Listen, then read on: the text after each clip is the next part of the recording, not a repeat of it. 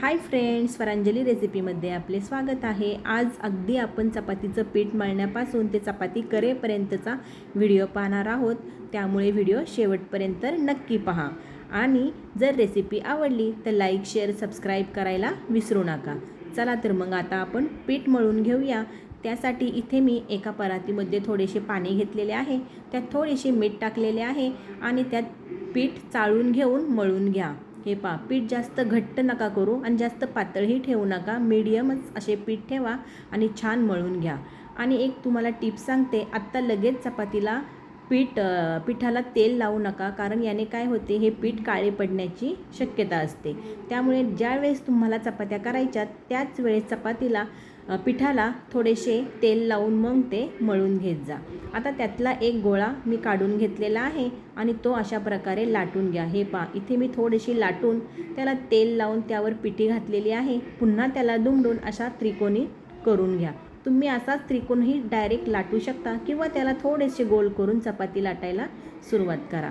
आता दुसरी ही टिप्स सांगते मी तुम्हाला, चपाती नेहमी हलक्या हाताने लाटा, जास्त जोर देऊन चपाती लाटू नका। जास्त जोर देऊन चपाती लाटली तर ती फुगत नाही, त्यामुळे चपाती नेहमी हलक्या हातानेच लाटत जा। आणि चपाती लाटण्याला नेहमी कडेनी सुरुवात करा लाटताना, मध्ये जास्त लाटू नका। चपाती कडेनी नेहमी पातळच ठेवत जा, मध्ये थोडीशी जाड असली तरीही चालेल। हे पहा, आता आपली इथे चपाती ही लाटून तयार झालेली आहे। तव्यावरती थोडेसे तेल टाकून चपाती टाकून घ्या। आता चपाती आपली छान भाजून घ्या। चपाती भाजताना अजून एक तुम्हाला टिप्स सांगते मी, लगेच तेल लावायची गडबड करू नका।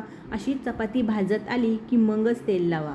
याने काय होतं, आधीच जर तुम्ही कच्चे असताना तेल लावलं तर चपाती ही आपली नंतरनी काळी पडू शकते किंवा थंड झाल्यावरती काळपट दिसते, पिवळी धम्मूक दिसत नाही। त्यामुळे चपाती भाजताना थोडीशी भाजत आली की मगच तेल लावून घ्या। आता आम्ही तुम्हाला चपातीचा दुसरा प्रकार दाखवते। हे पहा, अशा प्रकारेही तुम्ही लाटू शकता। थोडेसे उभा आकार देऊन त्याचे 2 भाग करून हे अशा प्रकारेही तुम्ही चपाती लाटू शकता। ही चपाती खूप छान फुगते आणि तुम्ही किती वेळही बाहेर ठेवली तरीही चपाती कडक होत नाही। त्यामुळे अशा प्रकारच्या चपात्या तुम्ही नक्की करून पहा। आता अशाच प्रकारे ही आपली दुसरी ही चपाती लाटून झालेली आहे। हा दुसरा प्रकार मी तुम्हाला सांगितलेला आहे चपाती लाटण्याचा, तोही छान भाजून घ्या। हे पहा, किती पातळ चपाती लाटलेली आहे। कितीही पातळ असू दे तरीही आपली चपाती फुगतेच। त्यामुळे अशा प्रकारे तुम्ही चपात्या नक्की करू शकता।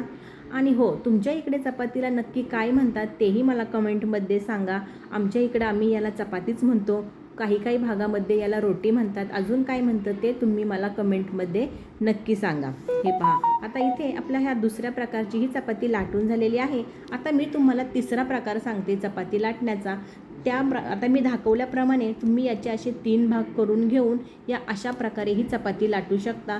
ही चपाती खूप मऊ राहते आणि यालाही पदर खूप छान सुटतात। ही चपाती ही तुम्ही एकदम अगदी दिवसभर जरी बाहेर ठेवली तरी अजिबात कडक होत नाही। ही चपाती पहा तुम्ही, आता ही चपाती छान फुगते आणि छान मऊ राहते। त्यामुळे कोणत्याही प्रकारची तुम्ही चपाती करू शकता। आणि चपाती लाटण्याचे प्रकार आणि कशी लाटायची ते मी तुम्हाला या व्हिडिओमध्ये सांगितलेले आहे। आणि हो, माझ्या जर रेसिपी आवडली, माझा व्हिडिओ जर आवडला तर सबस्क्राईब करायला विसरू नका। आता अशाच प्रकारे या सगळ्या चपात्या मी लाटून घेतलेल्या आहेत। हे पहा, माझ्या सगळ्या चपात्या छान फुगलेल्या आहेत। गहू नेहमी चपाती करताना छान वापरा, म्हणजे चपाती छान होते। अगदी मऊ लुसलुशीत आपल्या चपात्या तयार झालेल्या आहेत। हे पहा, किती छान दिसतात का नाही चपात्या।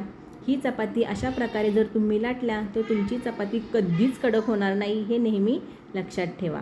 बाय।